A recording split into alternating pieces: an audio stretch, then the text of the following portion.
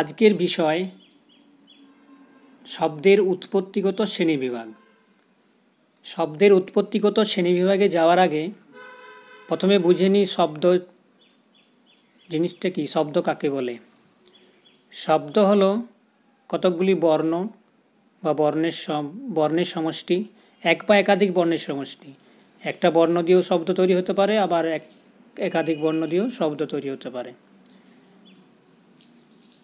এটা শব্দ তৈরি করার তিনটা শর্ত আছে।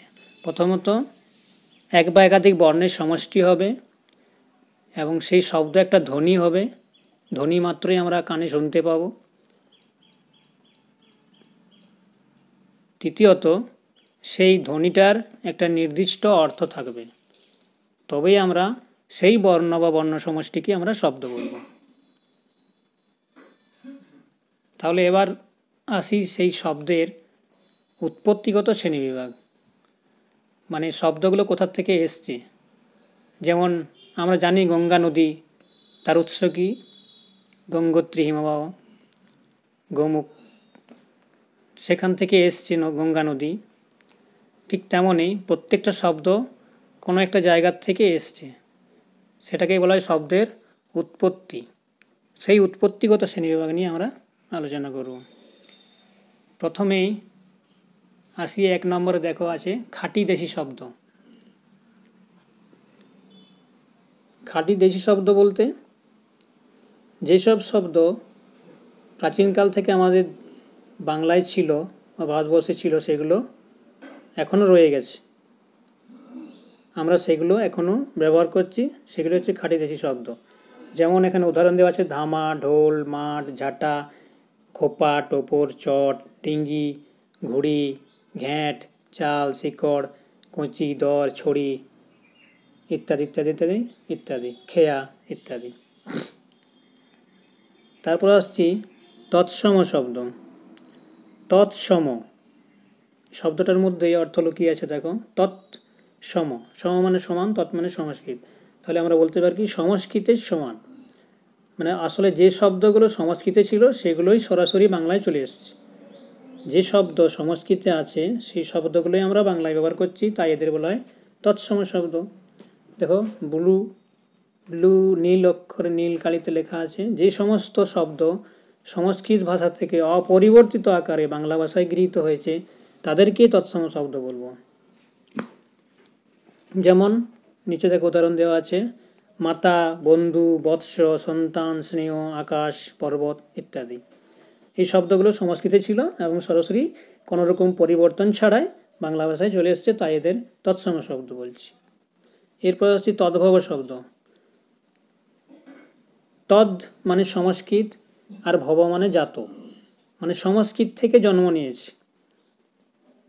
যে সমস্ত সংস্কৃত শব্দ দীর্ঘ সময় ধরে ভাষাগত বিবর্তনের পথে প্রাকৃত, অপভ্রংশ ইত্যাদি স্তরগুলির মধ্য দিয়ে পরিবর্তিত হয়ে বাংলা ভাষায় শব্দভাণ্ডারে স্থান নিয়েছে, সেইগুলিই বলা হয় তদ্ভব শব্দ।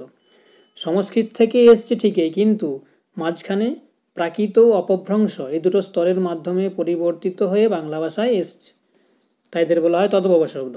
দেখো কীভাবে পরিবর্তন হয়েছে, এই ছকটায় উদাহরণ দেওয়া আছে, সেটা দেখলেই বুঝতে পারবে। সংস্কৃতে ছিল কি গাত্র, প্রাকৃত স্তরে কি হয়েছে গায়, বাংলায় কি হয়েছে গা। তাহলে পূর্বে যেটা গাত্র ছিল সংস্কৃতে, সেটা আমরা এখন প্রাকৃত স্তরের পরিবর্তিত হয়ে বাংলায় এসছে, সেটা কিসে রূপান্তরিত হয়েছে গায়ে। সে ঠিক তেমনই হস্ত, সেটা ছিল হত্ত প্রাকৃততে, বাংলায় হয়েছে হাত। ঠিক তেমন মৎস্য থেকে মৎস্য থেকে মাছ, চন্দ্র থেকে চাঁদ।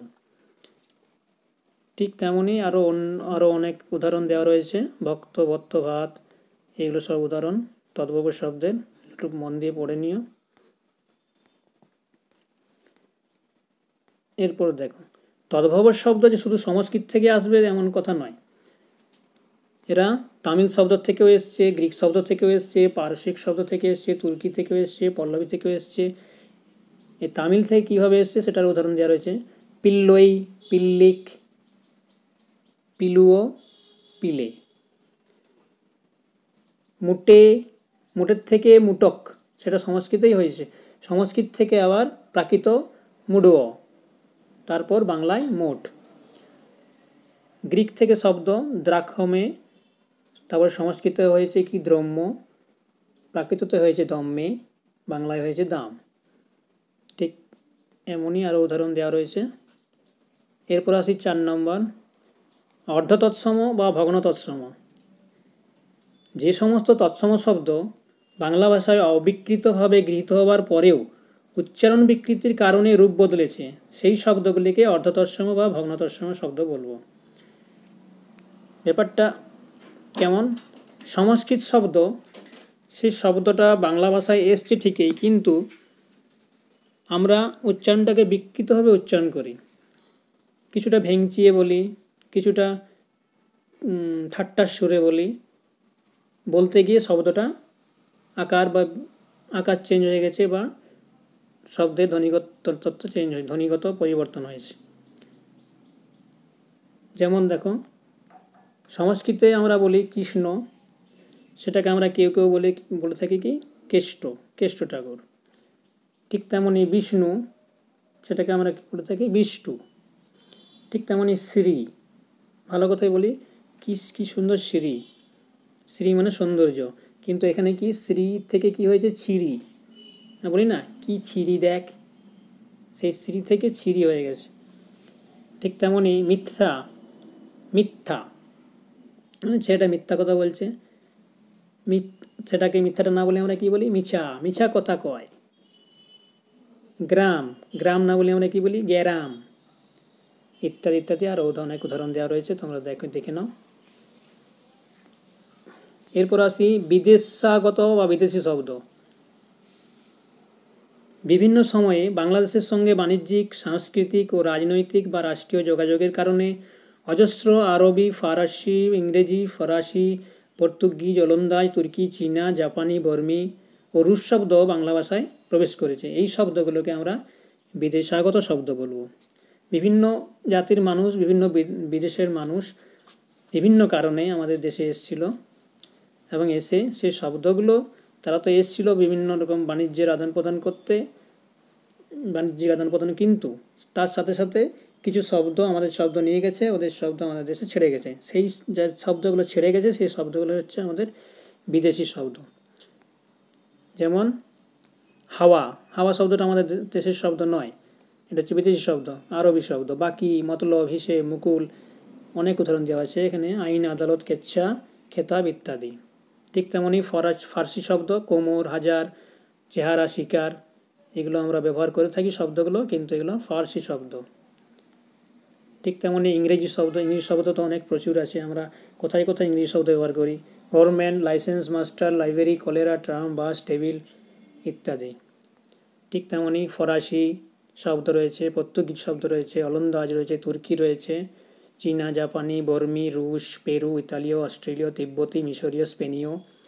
এই শব্দগুলো বারবার রিডিং পড়বে, তাহলে আয়ত্ত হবে। আবার আসছে 6 নম্বরে কি, বাংলা ভিন্ন ভারতীয় শব্দ বা প্রাদেশিক শব্দ।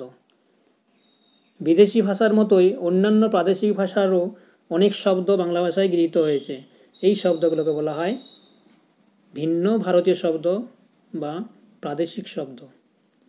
যেমন হিন্দি শব্দ আমরা অনেক ব্যবহার করে থাকি বাংলা ভাষায়, পয়লা, দোসরা, তেসরা, জোয়ার, ঝান্ডা, কুয়াশা, গুজব, ফের, তবু, থানা, চুড়িদার ইত্যাদি।